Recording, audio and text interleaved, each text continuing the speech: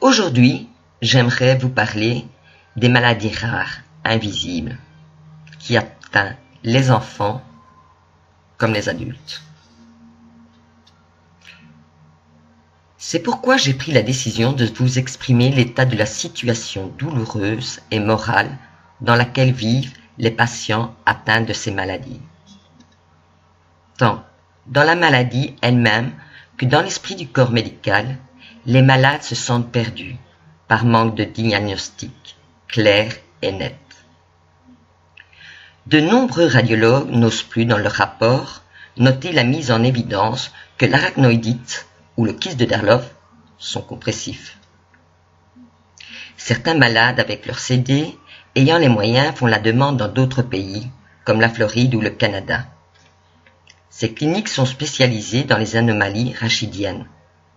Les rapports de ces établissements ont pu enfin donner un compte-rendu explicite sur les pathologies observées. N'est-ce pas troublant? Comment peut-on expliquer que dans notre pays, médecins, neurologues, radiologues se renferment sur le prononcé de ces pathologies et leurs conséquences? On dit de ces pathologies qu'elles sont rares. Elles ne sont pas si rares que cela.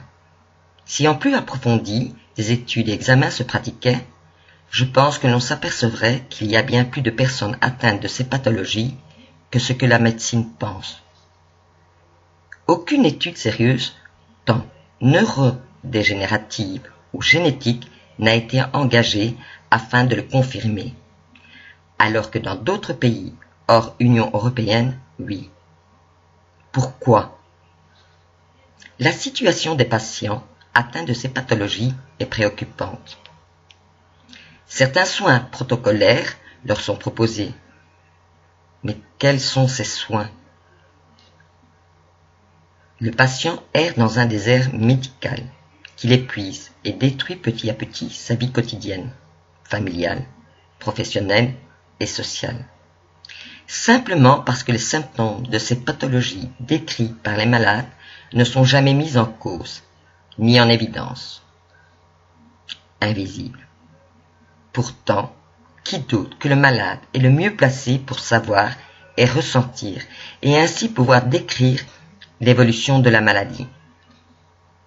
La plupart du temps, ce sont des opiacés, benzodiazépines, codéine qui sont prescrits aux malades. Nocifs pour les organes principaux tels que le foie, les reins et bien d'autres encore. Ces médicaments les envoient tout droit dans un mur. Ces prescriptions atténuent les douleurs, oui, mais ne soignent pas. De plus, quand on sait que d'après certaines recherches, la prise à long terme de ces médicaments mène à 90% vers la maladie d'Alzheimer, que doit-on penser? Sommes-nous des cobayes